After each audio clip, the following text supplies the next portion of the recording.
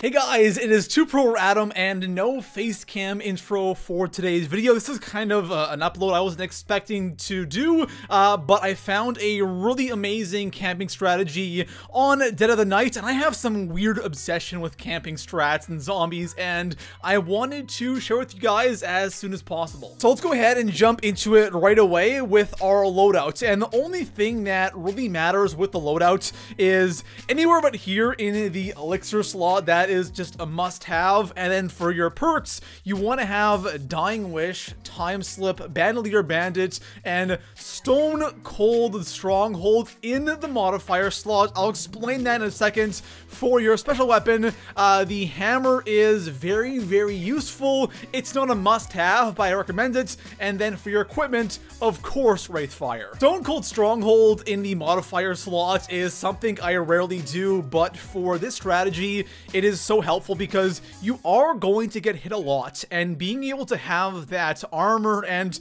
just do more damage to zombies within that circle is incredibly helpful because you're gonna get hit, you're gonna have zombies come up to you, and having this is just a must-have. It makes it so much easier, and with this extra armor, I like never downed doing this strategy, so it's incredibly helpful, and it's something that I highly recommend. Now that we know what our loadout looks like, let's go over the setup for this strategy, and this might be my favorite part about this strat because the setup is so simple and so easy. So besides the obvious, like getting all 4 perks and opening up Pack-a-Punch, the first thing is your secondary gun. You want to have a gun that does a lot of damage, like the SDM, which I had in my game, the Hellion, the MOG-12, the SG-12, for example. Get a good and powerful secondary for killing the werewolf. As for your primary weapon, it's kind of obvious. It is the Chaos Theory. We are not going all the way to Alistair's Annihilator, and I'll explain later in the video why we don't want to upgrade all the way to that. The Chaos Theory does infinite damage, and it is perfectly fine for the strategy, and obviously for that you have to do the silver bullets. You have to, do a couple of things around the map in order to get that wonder weapon upgrade, and of course, last but not least, we are going to need the shield, and when you have all those things done, you have your secondary fully papped, you are now ready to start this strategy up by the Grand Staircase. So we're going to now make our way up to the Grand Staircase and go to where the artifact was at the start of a match. There's a little staircase, and you'll be kind of overlooking the entire main hall. There's that little pillar where the artifact was sitting on at the start of the match.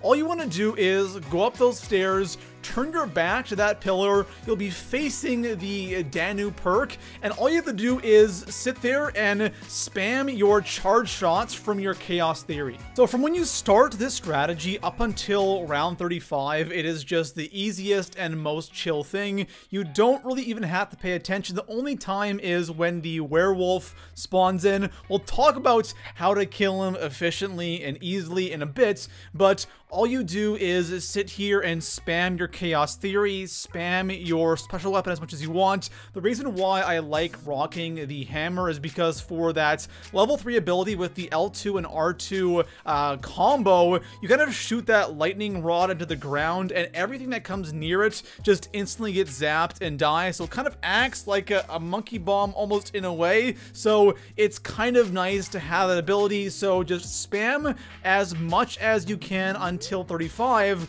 Once we hit 35, we have to pay a little bit more attention. So here we are, guys, 35 plus, and this is where things get a little bit tricky. So the first thing is we have to start dealing with this guy right here. This is the devil zombie, the red zombie. This guy is powerful, he is strong, and he's kind of annoying. This is exactly why we are not upgrading our wonder weapon all the way, because during that final upgrade, you have a step where you go to the graveyard, you open up one of the caskets, or there's like a glowing casket you open up, and this guy gets summoned. Once that step is complete, this guy starts spawning in every single round. Doesn't matter what round you're on, he's gonna be there. We don't want that. So with this strategy, he won't spawn in until 35 plus. He isn't too hard to kill, but he can definitely be annoying and he can be tricky if you don't watch out for him. The final thing I want to touch on is the werewolf. This is the first thing that I kind of thought of when